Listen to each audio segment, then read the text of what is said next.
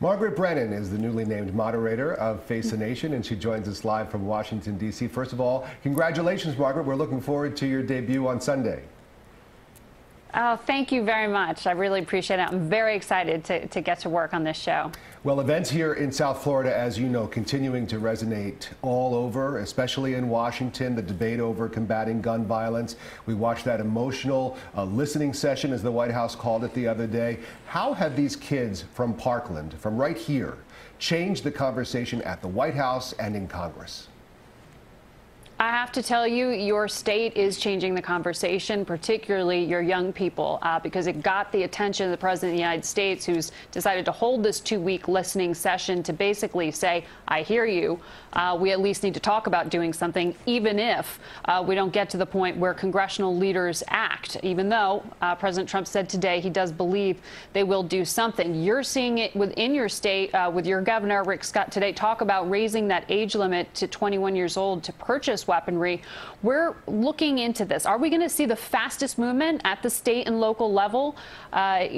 Just like you are in Florida, we're going to talk to the governor of Connecticut, Dan Malloy, who clearly dealt with the Sandy Hook massacre and its fallout, and the governor of Arkansas, Republican there, who helped spearhead the NRA's effort to put armed guards in school in the wake of that Connecticut Sandy Hook shooting. Now that idea is getting recycled, let's look at what worked, what didn't work, why it wasn't implemented in some states, and some of the other things that we're seeing, because you may see the fastest response at the local level before you see it at the federal level.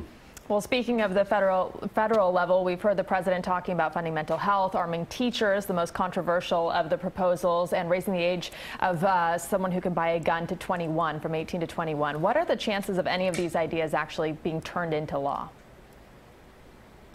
Perhaps may see more momentum within the states than at the congressional level here. I mean, if the president is truly asking Congress to craft new laws, that's going to put some lawmakers in difficult spots, both Republicans who have to choose whether they're going to risk bucking the influence of the NRA, and Democrats who come from some states where, you know, gun rights are still very much popular and something that people feel need to be defended. Remember, the representative that you know as a presidential candidate, Bernie Sanders, senator from Vermont, dealt with this on the campaign trail. His state very much likes defending gun rights. They may not be able to sign on to a kind of law like this. So there's a real conversation to be had about what's practical locally versus what may get through at the federal level. And the president so far, the one action we've seen him take most immediately was to direct the ATF to restrict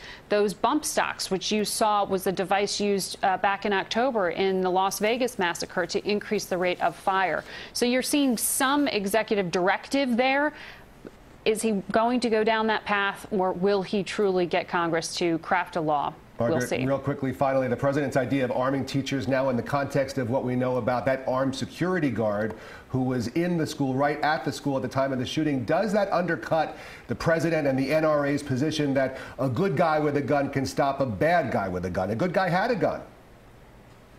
You're exactly right, and I think that's why the president today, when he was asked by journalists about just that very question, gave the response he did, where he, in many ways, attacked that deputy about not taking action and drew this distinction, saying it wasn't about loving the students when it came to his failure to intervene to stop an active shooter. The president's trying to diffuse that argument, perhaps because he is supportive of this idea, and individuals are now raising that case to say maybe it doesn't work. So that is something we're going to talk about too. Margaret, I'm sorry to interrupt you. I know you have to run to other hits. Thank you so much for joining us, and congratulations again.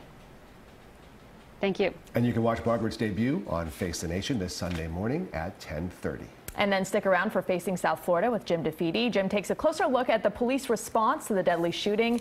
That's Sunday at 11:30, only right here on CBS 4.